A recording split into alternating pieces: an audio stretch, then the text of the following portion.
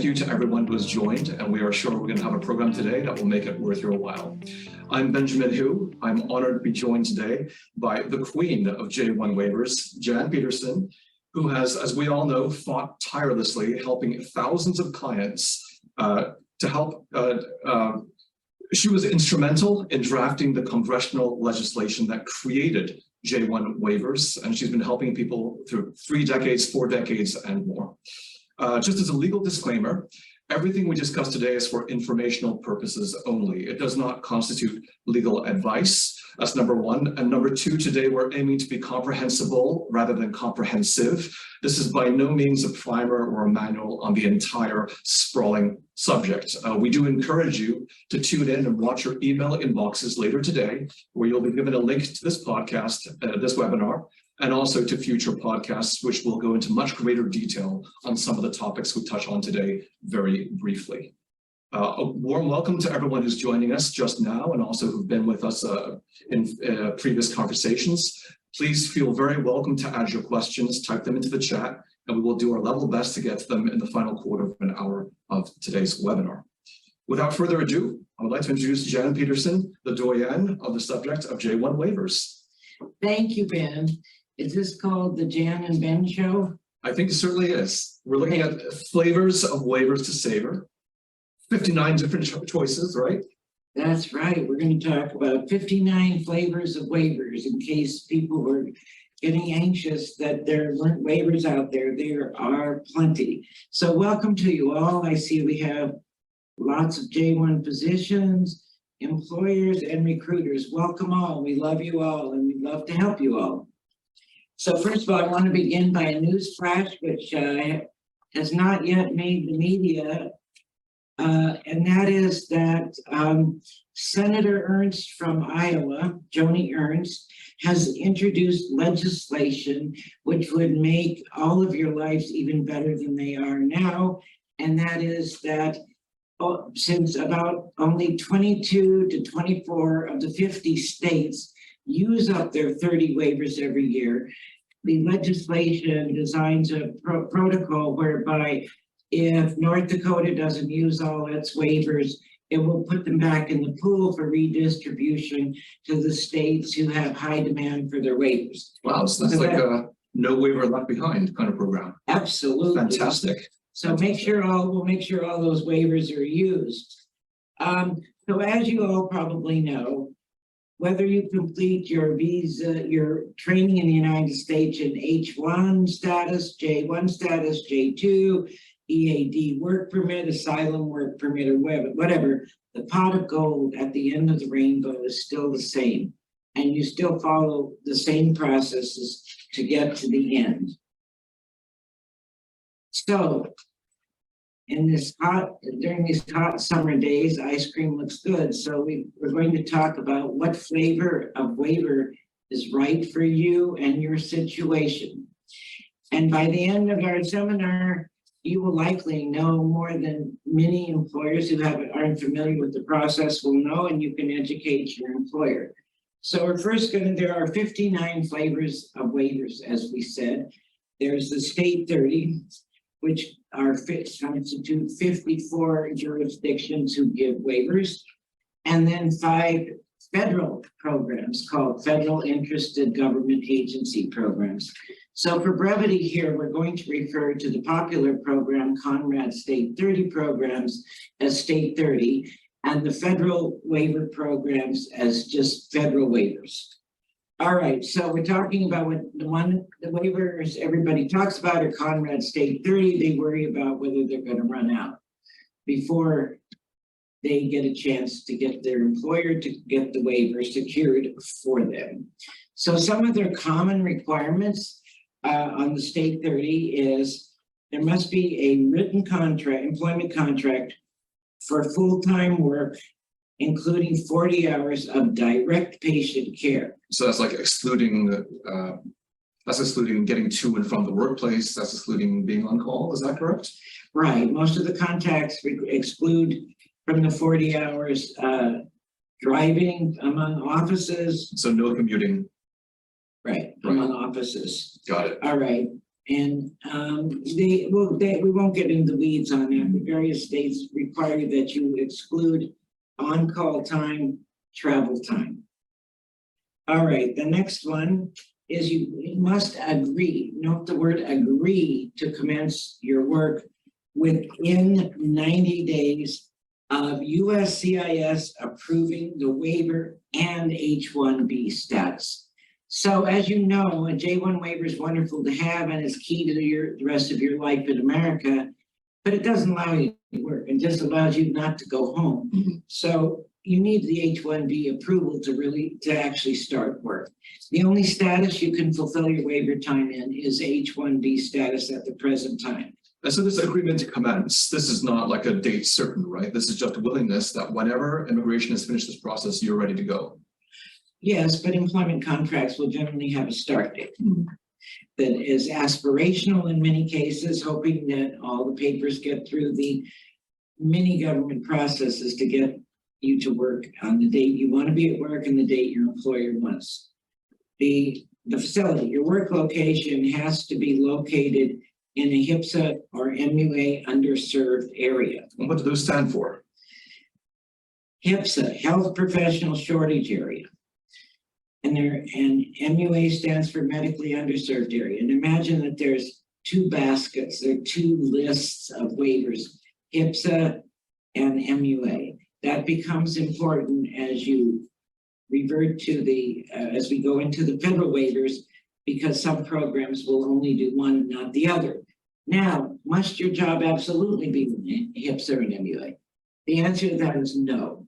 Because years ago, we worked and were successful in getting legislation passed by Congress to say that each and every state may use up to 10 of its 30 numbers each year for physicians who are not physically working in underserved locations, but who will serve patients in those locations.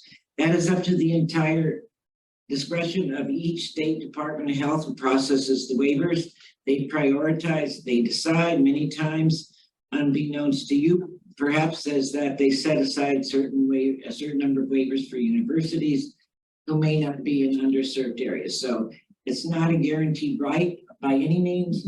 It's available at the discretion of the state. So that's an option that's good to know, but there's a fair amount of variability. So obviously speak with your legal advisor.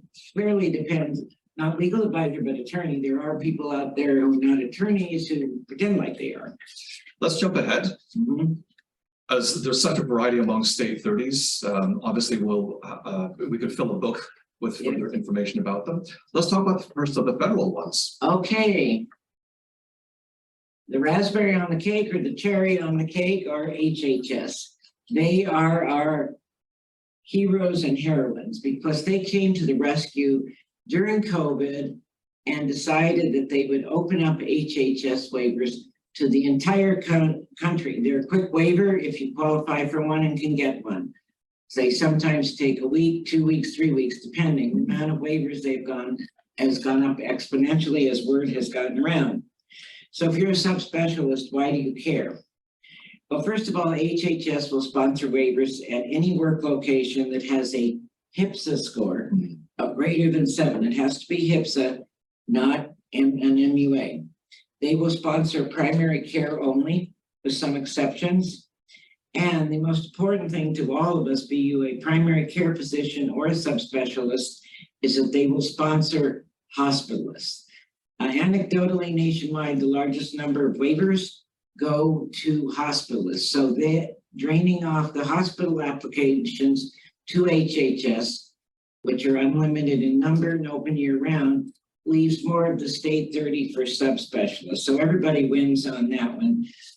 And does HHS have any quota limits? Are there any scheduling limits around the year for applications? Absolutely not, Ben. That's all good news. All federal waiver programs are open year-round, unlimited in number. I'm going to say that twice because I get so many calls. Let's hear it again. And people seem surprised. Open year-round, unlimited in number. They can give out 10,000 if they want, if people qualify. So that's the point. Yes, HHS wins that one. Next type of waivers is the appellation Regional Commission waiver, the second flavor of federal waiver. The second flavor of waiver was actually the first agency to grant waivers starting in about 1987, 89. Of course, the VA has existed forever, but they've become not user friendly to the physicians that they don't get many waiver applications. So we are going to post and put in a podcast all of the slides. All of you attendees will get them, so I'm going to go through them quickly. The ARC covers a geographical area, and on their website they will tell you the counties. It's roughly counties from the bottom of the state of New York down through Georgia, and if you have a question, they will do it. They have a $3,000 application fee, and they have unwritten rules which cause delays. They're not generally favored by physicians or employers. Should be noted that some states, including West Virginia, require that you apply with ARC if the waiver position qualifies. Note, only HIPSA areas, not communities. Next one, the next people on the block that we love and just came into the game are the Southeast Crescent Regional Commission. They just came online last August, I believe. They opened up and they said, we want to help too. We want doctors. We love our doctors. Send them. So they are new, and we've heard from a number of physicians that they tell their prospective employers in the SCRC area that they want an SCRC waiver. And they've been told, well, we never heard of that. So anybody who's here today has heard it. Anybody who listens to our podcast, simply go to our website at wcslaw.com. If you could put that in the chat, that would be great.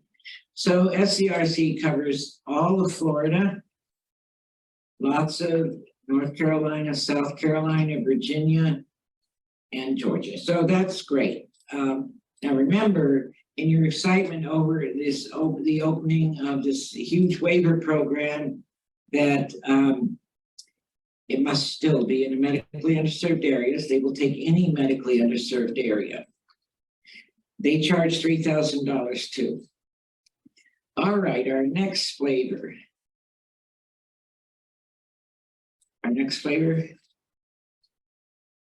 The VA. The VA. Okay, I'm going to just spend a second on that because Super quick. Okay, very quick, Ben. Okay, there's used to be used a lot. The VA doesn't take advantage of physicians willing to work there. They take a really long time and they don't fit in with your training completion schedules and the time you can be in the United States many times, but they take all specialty. The timing is the problem. Right. So we just gone over at breakneck speed the different flavors of waivers. Here's a table of the pros and cons. Would you like to say a few comments about this? Right. Again, I got to tell all of you whom I love dearly, no numerical quotas open year round on federal programs. State 30, that's why we call them the state 30. We are very hopeful, and if all of you will write your congressmen and senators and support the legislation that would redistribute unused slots, because there are hundreds and hundreds of slots that go waste each year because they're not used. And there's no rollover from one year to the next. State programs, most states permit all specialties. Of course, they're limited in numbers. Slots can fill quickly. Now, around this time of year, everyone's getting anxious that they won't get a waiver for next year. You have to look at the state. Don't get anxious. As we know, the federal programs are open year round. They don't yet cover the entire country, but the states do require. So states have different application periods. Okay, the application periods can either be the month of October. For some states like Kentucky, you've got states like Iowa, which are first come, first serve. So they all have different protocols. And if they say that there's an application period from October 1st to October 31st, don't panic and think you have to kill yourself, sign a contract, and get your paperwork in on October 1st. They will consider applications equally whether they're received October 1st or the 31st in that state. So We'd be happy to advise you further if you have certain states in mind. So we've got the federal programs. Do we have any questions on that yet? All right. We'll take them at the end. Okay. So then after the waiver, that's only the first step of the path towards a green card, right? There's quite a few more steps that a physician worker should be thinking about ahead of time, and forewarned is forearmed. Yes, and you want to make sure that you know the steps, your employers know the steps, recruiters know the steps, so we all get to the same place as quickly as possible. So first is the waiver. You submit the waiver application to the waiver agency, either the state 30 program or to the federal agency. They approve it in varying times. Again, HHS is quick, VA is slow, DRA is quick, SCRC is quick. All right, so once the state makes a recommendation, they forward their favorable recommendation to the Department of State in Washington, DC. They then take time, 4 to 16 weeks. Hopefully it's going to get better. And then they forward their recommendation to USCIS. USCIS then takes their stamp, approved, and sends you the I-612 waiver approval. And then you are done with the waiver process. If you're in the state 30 or federal IGAs, you have your 3-year employment commitment. So then go ahead. So if we have to back calculate, if somebody wants to start by a certain date, how many months out should they start putting pen to paper and actually pushing the wheel forwards? Well, the most important thing is that the employer and the physician agree on the situation, that they think they want to work together, hopefully forever, but at least 3 to 4 years. So I wouldn't say today's too early to start in some cases. HHS is quick, so you've got some cushion there. But please don't panic, doctors. We love you dearly, but no panicking. It's not time to panic unless you're in a panic state. Now, of course, you all know that if you're in New York, which many of you are, they get about 67 waivers for 30 slots each year. So in weighing all those options, what are my chances in the high demand states? And can I really love to live somewhere else where they really need me and want me? So yes, as many months as possible, but it's certainly not time to panic. It's probably time to be looking for going to job interviews and finalizing it. And speaking of which, let's move on to our next topic, which is finding and keeping that waiver job, the nitty-gritty of negotiations and putting pen to paper for the contract. Finding a waiver job. You want to use all the resources available to you. For medically underserved areas, you want to look at 3rnet.org. We put it on our slide here, slide 14. Good resources. Resources that are not there are your friends that have gone to underserved areas saying, I'm having a great time, I love it here, why don't you come here? So, as with everything, word of mouth referrals can be the best referrals. All right, so when you're looking for a job, landing your dream waiver job, that is a wonderful thing. Please note the right-hand corner here where there's a little piece of paper that says thank you. It's actually a real piece of paper, a real envelope with a stamp on it you can't see. When you have an interview, or even before, send a thank you note to the prospective employer. On written emails, they count, but they get a million of them. They will remember a piece of paper with a simple thank you note. Other tips for non-academic positions, keep your CV to 1 page and attach a color photo, a good one. Employers will remember, because most people don't send resumes with their photos. So they've got the resumes all over their desk and they say, okay, the one with the photo. It's just human nature, right? So before you go to your interview, and even in preliminary conversations, please educate yourself about the specific medical community where you're going. we do have this thing, right, called the internet now. I've heard of it. Yeah, and you can Google. You can find out what's important to the people in the community. And this applies particularly in smaller towns. They'll be very happy if it looks like you know what their town's about, what that monument up on the slide is, that. Take your spouse with you to the interview if you have one. Don't they say a happy wife makes a happy life? Indeed. Don't leave your spouse behind. Engage him or her in the process. And how can they find out more about, once they're there, what should they be looking for? Where do they stop by? Well, before you go, and many employers volunteer this information anyway, is asked to meet real estate agents, other physicians in the community, others in the medical community, civic leaders. And if you have school-age children, ask to tour the schools where your children will attend and meet the principal. Remember, as we know, all your life, you've sort of felt like you got the leftovers. And we all know that in the residency programs and fellowship programs, American citizens often get first call. So, and you all worked extremely hard to get to America, and here you are.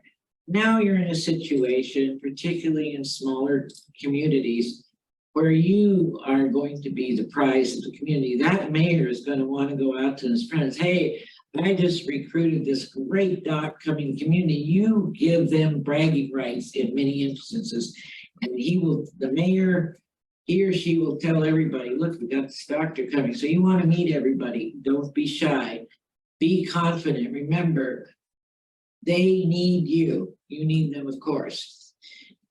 All right, some of the red flags to look for. This happens much less now.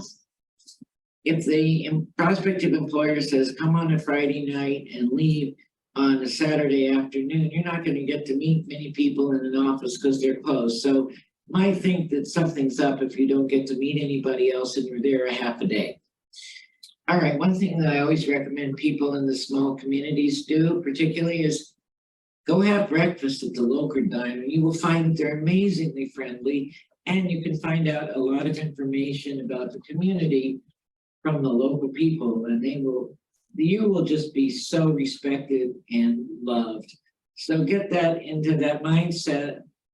Don't have your hat in your hand, have it maybe halfway in your hand, but you're there to have a happy situation for you and your employer.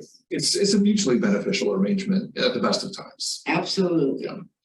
Absolutely. Then the other thing is, a lot of physicians I find are very shy about talking to the prospective employer about a spouse employment need.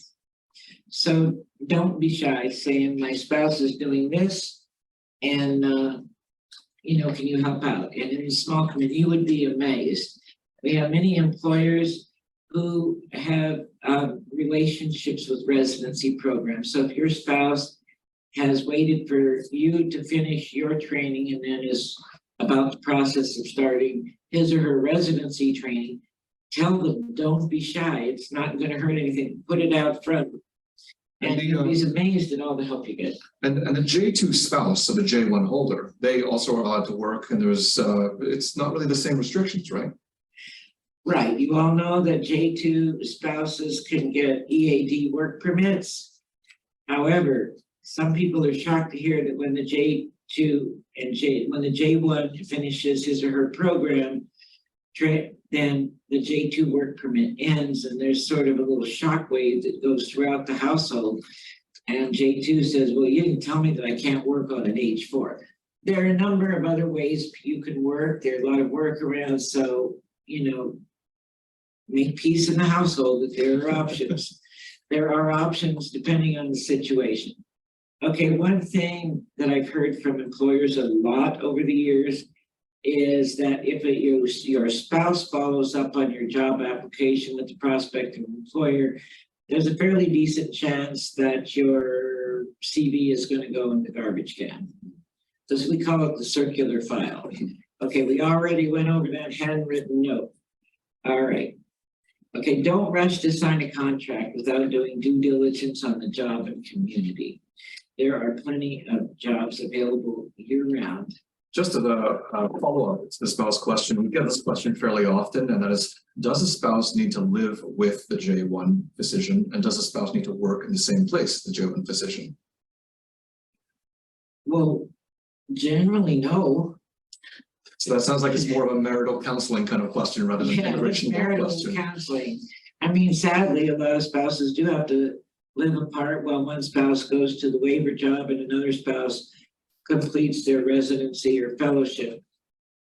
So it's good if you have, when you go to the interview, if you have a spouse who's finishing training after you, a year or two, make that known.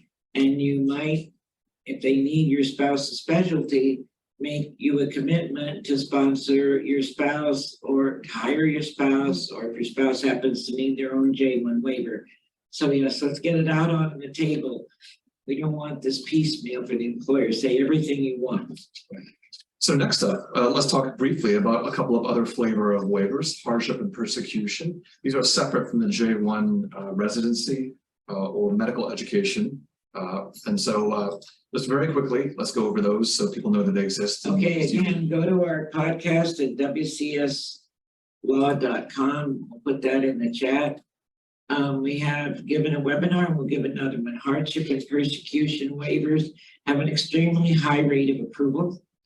They can be requested by the physician, must be requested by the physician, him or herself, such as calling it a self-petition, and you can request it at any time during your residency or fellowship. So if, God forbid, you know, war, hurricanes, other catastrophes befall your country while you're doing a waiver and you can't go back there and your spouse wouldn't go back there, then a hardship waiver might be for you. So remember two things about this. There's a long processing time. Right now, somewhere between 12 and 14 months, although we do bring mandamus actions in appropriate cases in the federal court to get a judge to order immigration to process your case. So there is no 3-year service commitment with either a hardship or persecution waiver. You can work anywhere. However, if your first job requires that you have your first job is going to have an H-1B, it's going to have to be cap exempt. So could one single person also have a Conrad 30 and a hardship or persecution waiver going on at the same time? Yes, absolutely. You can have a hardship waiver, a persecution waiver, and a state 30 or federal IGA waiver pending at the same time. However, note that the State Department has advised for years that the first one you get is the one you're stuck with. So you want to look on at the timing on that. Also, ECFMG will extend your J1 status. Oh, very important to know. Until your waiver is approved. So if your waiver is the hardship or persecution waiver is pending or denied, they will continue your sponsorship. So you may want to run into a little problem if you get the waiver too fast. Often we don't really have the too fast often anymore. Right. Let's jump ahead and look at other possible options for people in the physician medical expert space. Okay, so we're going to detour here. If your dream job in your dream state isn't available, or you didn't get in on a state 30 program during their application cycle and they used up all the waivers and it's not an area that can be sponsored by a federal waiver, then we have to look at alternatives. So no, you don't have to pack your bags and go home in most cases. You may want to be a bit flexible. So here's our detour, which we are all familiar with driving on roads in America today. All right, so the one you probably have all heard of is the O1 visa. Okay, O1 visas are for physicians of extraordinary ability. All right, so the physician must be of extraordinary ability. The job need not require it. That's what the regulations say. In reality, if they look at the prestige of the O1 employer and then accord that a lot of weight in reality. Those can be done quickly. A lot of people wait to see if they get through the waiver, through the waiver process. If they don't, we know you all want your waivers done quickly. They can be premium processed, which means for an extra 2,500, you can have a decision in 15 days. All right. Now, so that's pretty straightforward. Now, I personally don't love O1 visas because I found historically that they're often the infinite bridge to nowhere. So and this can happen a lot in academic situations where there are a lot of people who they've committed to do waivers for, and more waivers than are possibly available in any particular year. So the idea is you would like to use an O1 visa as a bridging visa until you can get a waiver. Often it can become, too often, it can become an infinite bridge to nowhere, because people are human beings. They say, okay, we need a doctor here, and we have you're on an O1 visa, so you can keep on working on that visa. We'll request a waiver for you later. Not that they're bad at all, it's just that they are trying to get doctors in as a doctor that can't get the O1. Now be careful, I've heard recently that people are glibly told, oh, you can get an O1 visa, sort of like they're handing it out like cotton candy at the county fair. No, there's a lot of work that goes into it, a lot of proof. So they're not automatic, although I must say that USCIS tends to be, at this period in history, quite generous with them. So it's not guaranteed, it's a totally subjective matter, whereas waivers in general are very objective. So there's a lot more certainty. So O1, subjective, the immigration officer had a great experience with his orthopedic surgeon. Done. All right. Now the next one is a bit more complicated, and we've developed this over the years as a workaround, not only as a workaround, but particularly from physicians born in India or China, we use it as a holding pattern. Because India and China, as we all know, have a substantial waiting lists for green cards that exceed those for people from other countries. The physicians from India and China well know the hideously long waiting line. So if you don't get a waiver, but you want to get to work and you're from other than India or China, it can be arranged that you can file your I-140. By the way, PNIW stands for Physician National Interest Waiver. It's a petition. It's a particular one only for physicians, and it has objective standards. So before getting the waiver, and if your priority date is current, e.g. you're not from China or India, although there's a bit of a worldwide waiting line right now, but it can be managed depending on the time of the year. So that is the only green card application you can file before completing your 3-year commitment. So you can have the I-140 and the 485 filed before or during or after your 3-year commitment. Approval of the I-140 PNIW puts you in the green card line, and that's really important. And you can pursue PERM and NIW at the same time. So that's a great workaround. We've used it many, many times in high demand states to get you the work permit, and incidentally, your spouse and children. We want the kids to be able to do a paper route. Right. Paperwork is a paper route, unauthorized employment. So option 3 we have. Absolutely, it's unauthorized employment. However, it doesn't count in many cases. You can extend your J-1 status. We tell all of our physicians in J-1 status working on a waiver to extend their J-1 status to take their board exam if possible. One never knows in this world when you all have so many hoops to go through where there might be a delay or a detour. So that will, extending your status will keep you here lawfully until the last day of the month your board exam is given. So that is all done through ECFMG. The other things to pursue are political asylum or TPS. One word about TPS, the countries to whom it is available should get it, because I always say never kick a gift horse in the mouth. And if USCIS is giving something away today, don't wait till tomorrow. You may have J1 status and TPS. You may have H1 status and TPS. And TPS also comes with a work permit, as does political asylum. Very good. So those are the detours. Let's get back onto the main route and the primary. We're back on the main route now? Yeah, let's go. They fixed the road. We're going to make use of that wonderful new pavement. And this is for H-1B physicians. The J-1 waiver, once approved, allows you to slip seamlessly, more or less seamlessly, into this category. So let's talk a little bit about the process, Jen. Okay, so if you have a J-1 waiver, federal or state 30, you must complete your 3-year service commitment in H-1B status. That is in the regulations, trying to change them. So if you ask me this 5 years from now, the answer may be different. For now, the only status you can fulfill the waiver, the employment service commitment, is in H-1B. So you may file the H-1B as soon as the Department of State recommends approval of the H-1B. All right, you don't have to wait for USCIS final approval if you're short on time. You might file it with just the State Department recommendation. You may file the H-1 petition up to 6 months before the anticipated start date, emphasis on anticipated.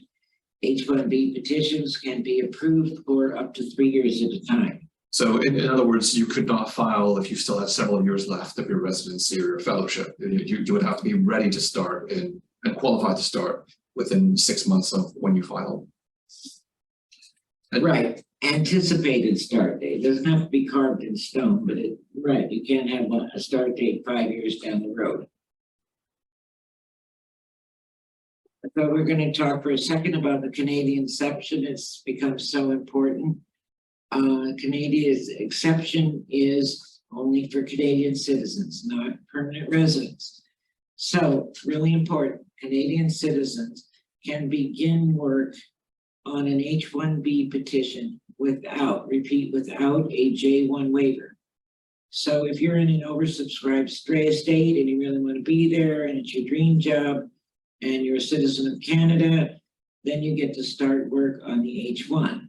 Just a little caveat, the employer has to be CAP exempt. A couple other things. So that's our Canadian. So Canadian citizens have a real advantage in the employment market, and employers looking to fill hard to fill positions can have you start work possibly earlier than if not. Now, second caveat is you can't get a green card as a Canadian citizen without a waiver. So eventually you have to get one. So you don't want to go park yourself in a dream job in a state where you're probably never going to get a waiver because you can't just do it. But fundamentally, you could be on an H-1 petition forever if you wish. We can get you an H-1 petition adjudication in 15 business days for an additional fee of $2,500 payable to USCIS. Okay, we've already gone over that. We have more detailed webinars coming up on the nuances of J-1 status and what you can do, what you can't do.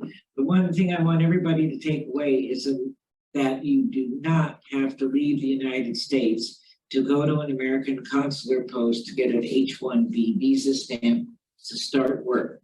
If you're eligible, and most all physicians are, to change your status in the United States from J-1 to H-1B, do so. So there's just this common thing, this common thread of chatter in the community that you have to leave and get a stamp. You don't have to. You may want to go home and visit before you start the wonderful job. That is an agreement between you and your employer.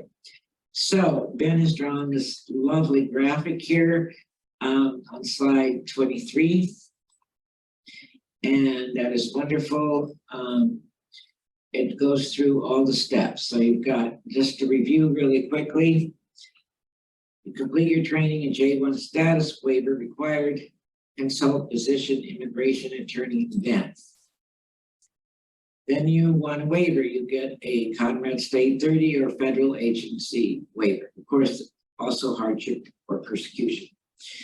By the way, just on hardship and persecution, they're great because One, they have an extremely high approval rate, but then again, so do Conrad 30 and federal waivers. Okay, so you want a Conrad 30 or federal IGA waiver, you get a qualifying job. Then you contact the attorney again to review your job offer and waiver eligibility. If all is okay, proceed. And of course, you sign the contract. And then we go to obtaining a Department of State's case number. That's no big deal. We do that for our clients. Then you file the J-1 waiver application with the waiver agency. The waiver agency hopefully approves the waiver and sends the recommendation to the Department of State. And by the waiver agency, we're talking about the state 30 authority or HHS or the regional agencies. Right. Federal or state. Then the State Department processes the waiver, forwards it to USCIS, and then USCIS approves the J-1 waiver, and then the H-1B comes. Now, people often have the idea that they can't start one of the many pathways to a green card during their 3-year waiver. You already discussed the one that you can file before, during, or after the PNIW. We also have NIW, National Interest Petition.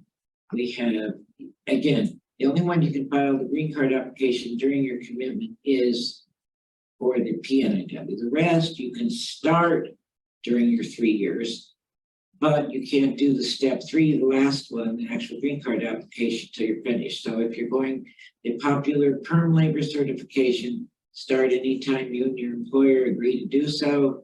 The employer has to be the one filing it. You can start an EB-1A at any time. We also do EB-1As. So if you want an EB-1A and you think you're qualified, that's a green immigrant petition for a physician of extraordinary ability, similar to the O1, but more stringent requirements. So talk to your employer about all these things. Maybe you don't need a perm. Maybe you want an EB-1A, which is your physician self-petition. EB-2, national interest waiver petition. So that's a self-petition too. So please start your green card as soon as you can. Lines get longer and longer. Thank you so much for that, Jan. And I would just like to remind our viewers that we'll be following up with an email with a link to future webinars that will explore themes touched on briefly here in far greater detail. And you can also find this webinar and previous podcasts at the wcslaw.com website. If you have any questions, we do have a decent amount of time where we can take them. Please feel free to enter them in the chat box. And let's go through them together, shall we? Let's do it, yeah. Let's take a look. All right. We do have a very goodly number of questions. We'll try to go first. Okay, we have lots of questions. I'll talk fast. There's an observation. Is there any documentation or resources that suggest what kind of waivers are used primarily by non-hospitals, GIs, surgeons, cardiologists, etc.? What was the question? There was a question about their ARC. No longer has a filing fee. That's correct. Thank you, Karen. Yes. So let's fix that slide. Providence be thanked for minor Murphys, right? Yeah. So documentation, is there anything that supports or suggests what kind of waivers are used by non-hospitalists? So GIs, surgeons, and cardiologists. Thoughts? I think I understand the question. All right, so everybody can get a waiver, except that HHS will only do primary care. So you've got your state programs, your 54 state programs. There are 1 or 2 states who don't do subspecialists still, right? So you got the state 30 programs, all federal programs, ARC, VRA, Delta Regional Authority, SC, RC, and the VA. We're just going to put the VA, throw it in there because it's just really not used much anymore. Follow-up question. If an employer offers a 5-year contract for Conrad 30, can you simultaneously apply for an NIW as well? So could you use one single contractual agreement to knock out a Conrad 30 and a PNIW? Okay, yes, the person wrote on the question NIW, but it's actually PNIW. Yes, there are a couple of states who say we don't want your 5-year contract with the waiver. We routinely work with you to amend a contract to get it, to make it a 5-year contract, for example. We do that. So there's a little anxiety on the part of physicians and employers. They say, oh, I'm going to sign my life away for 5 years with this contract and I've never set foot. The employer says the same thing. Well, the answer is no. Well, first I say, well, how long was your marriage contract for? Forever, right? So a PNIW contract is like after the 3 years, it can revert to the normal clauses of any employment contract where either party can quit with or without cause. There are a couple of states that pass on that. There are many variations, but generally speaking. So I think there's some confusion on the part of the questioner. If then which waiver gets a Which waiver would get approved early? now there's a confusion about NIW. PNIW is a pathway to a green card, right? Conrad 30 waives your 2-year home residence requirement. So they're two completely separate things.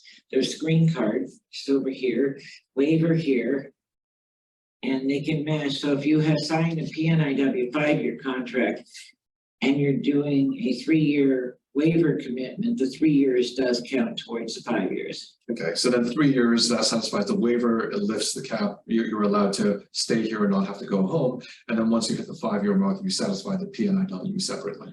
Right, and unfortunately with the long green card line for people born in India, that's probably the best solution. Because what it does, filing the PNIW early, you can now premium process PNIW is 45 days, so you know it was approved. It secures your place in the green card line.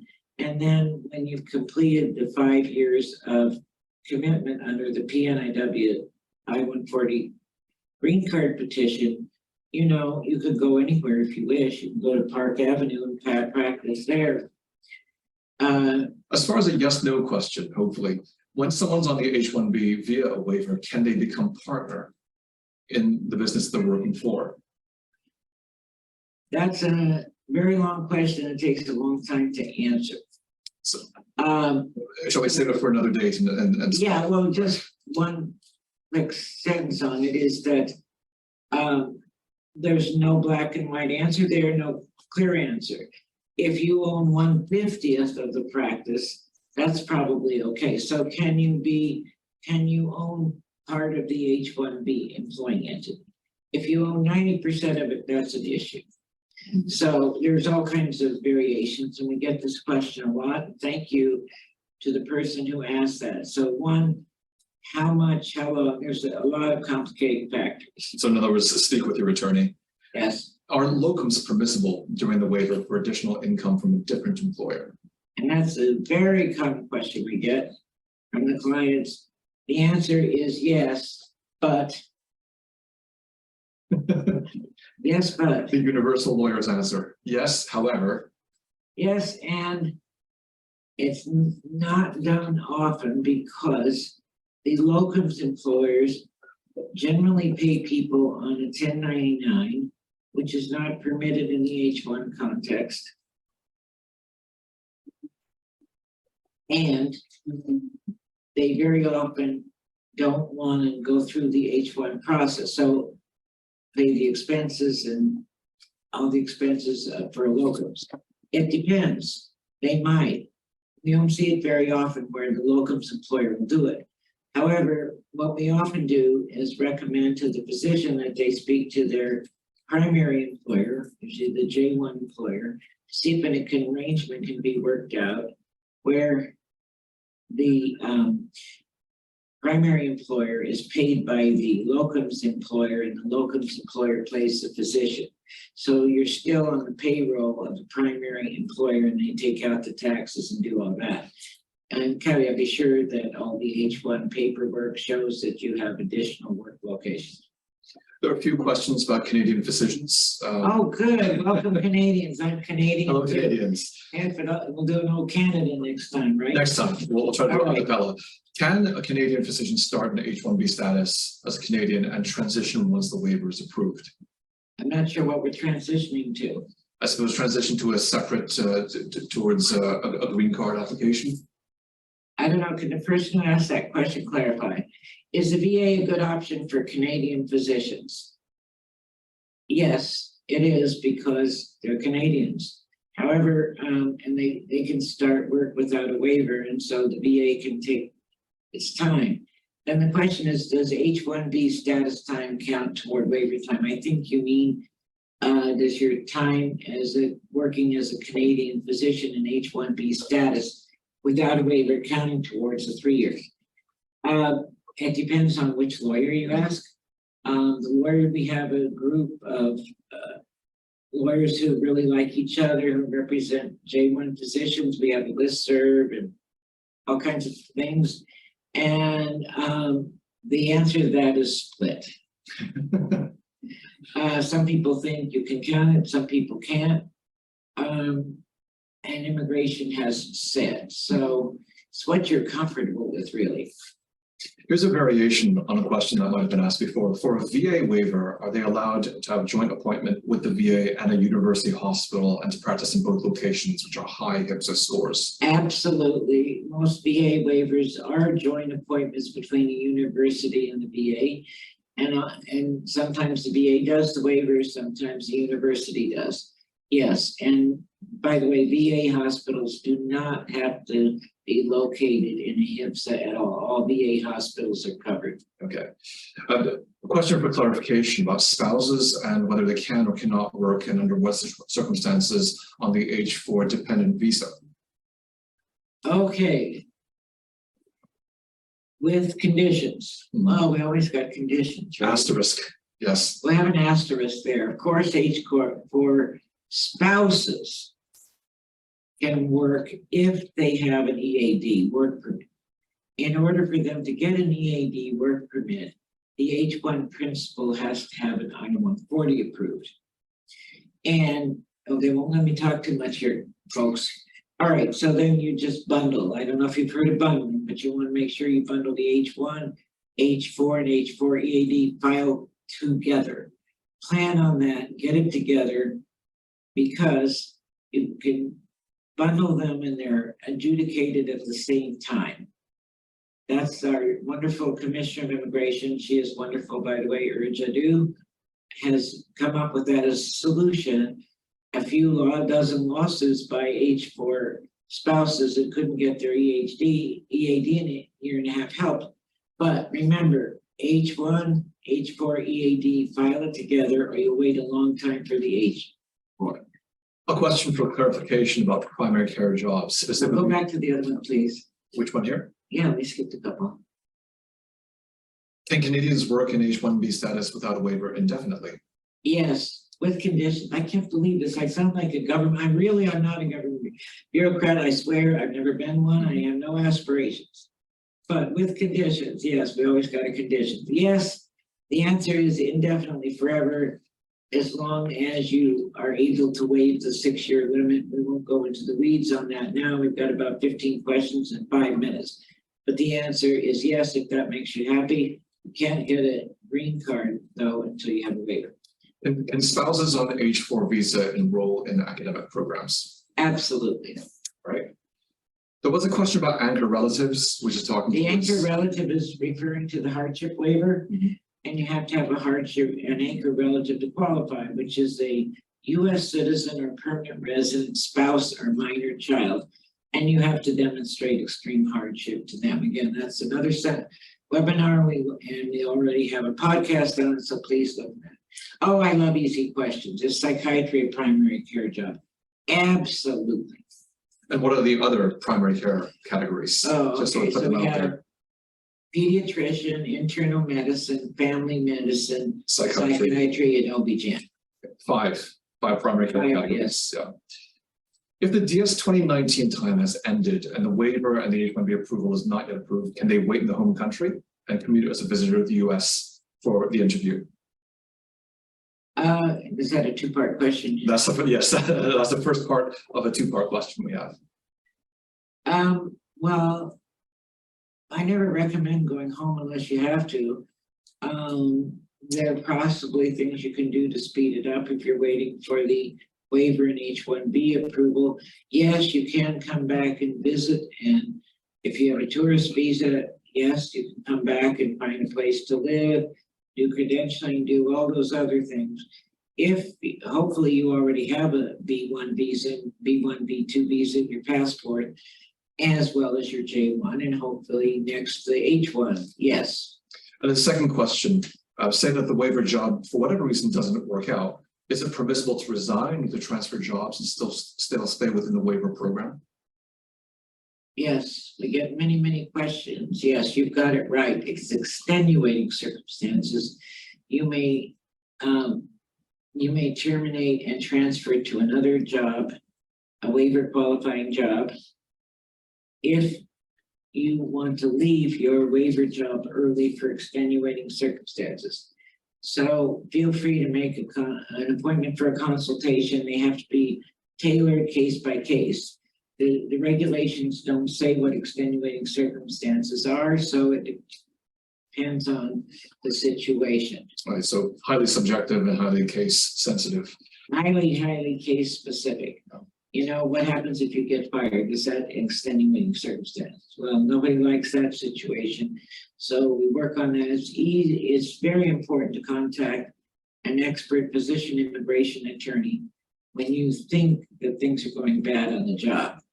You know, for example, if through no fault of your own, you're an internal medicine physician and you only see 6 patients a week, that isn't looking good. That's time to call a lawyer. There are signs. If a person's already extended multiple times the exceptional need ECMG after, say, 7 years in this example, can they still extend additionally for boards? Yes. I like simple questions. Yes. Can a Canadian working on an H-1B sponsor a non-Canadian spouse for H-4? Absolutely. And once a J-1 waiver has been approved by the USCIS, is there still the rule that you have to depart the USA within 30 days of the last date of the J-1 status? If all you have is the J-1 waiver approved, again, you need to be contacting an expert lawyer for workarounds. It's awfully expensive to leave and then try to come back, and you know, you're never certain of what's going to happen in America while you're gone. So it's best to stay here. I can see that. Okay. Okay. All right. So I think we're reaching the end of the allotted time. So thank you all very much. A couple more minutes. Let's answer the rest of it if we can. Well, Jen wants to do one more.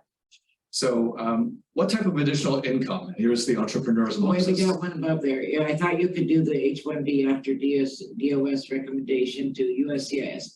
Absolutely, you can. And you merely need to see on the DOS J-1 waiver website that a recommendation has been sent. And that can be done in an emergency. However, the way USCIS works, you'll often get a request for evidence asking for the waiver, and it goes like this and that. So yes, if we've got time, we like to wait. If we don't have time, you know, we can file with the recommendation, of course. On the understanding, you'll be following up with a 612 afterwards to keep our The waiver approval, yes. Right. And now we really are at the top of the hour. I want my 3 more questions. There's like Raise your hand if you want the rest of it. I'll do them quickly. All right. What type of additional income can you have while on the H-1B waiver? And they mentioned rental income, Airbnb, and Turo. It always comes up. Rental, you may have passive income. If it's passive, it's probably okay. You know, if you clean your own Airbnb up, maybe not. So look at it as this. Employment in the eyes of USCIS is services or pay. Services or goods for pay. It gets expansive. I mean, we've had some insane situations recently. We're still waiting for answers on that. But fundamentally, and if you say I'll volunteer for the job, well, is that unauthorized employment? Yes, if the position is ordinarily a paid one, but they're not paying you because you can't work.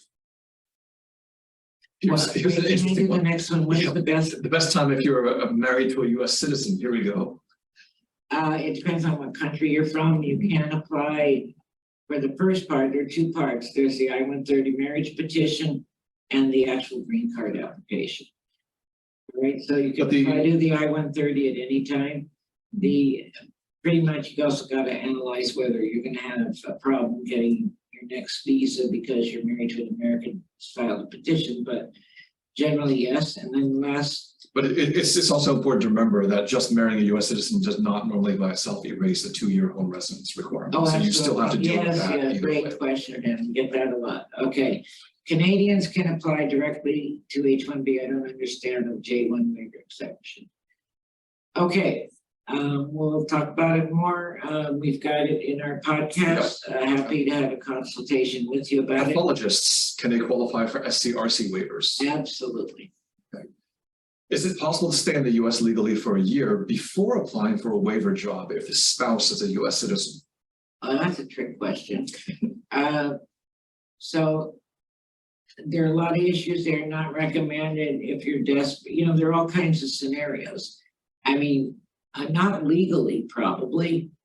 Just because you're married to an American doesn't give you a right to stay here. You have to have the right to stay here through a petition or a work permit or whatever.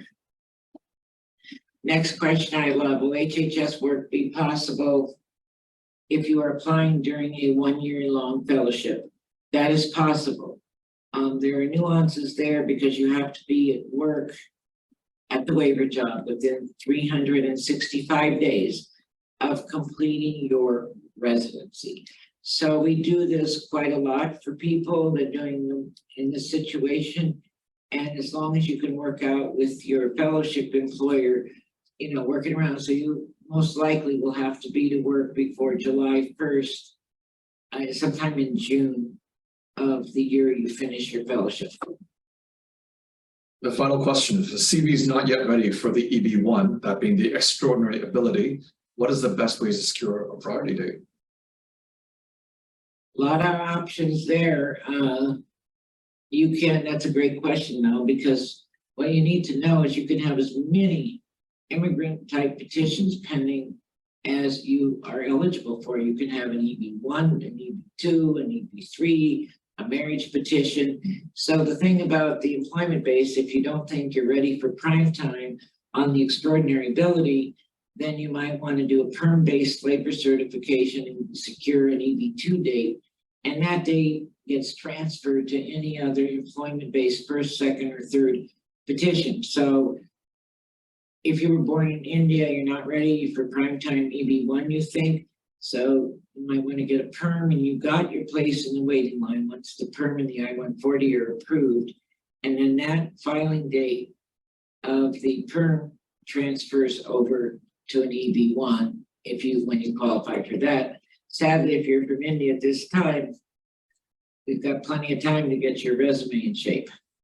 Right, and Jan Wainwright had followed up with one question. Can you do the H-1B after DOS recommendation to USCIS? I thought I just answered that. Yes. Just to clarify, after the website for DOS has refreshed to confirm that they have approved and want to make the recommendation, you may take that printout of the website and file with the H-1 petition. With the H-1 you will get petition. an RFE in most cases, which may not even save you actual time at the end of the day. So to file, you can file with just the DOS recommendation, but to succeed, you'll probably need to wait until you also get the USCIS 612 approval. Right, but a good attorney can, we manage it. Sure.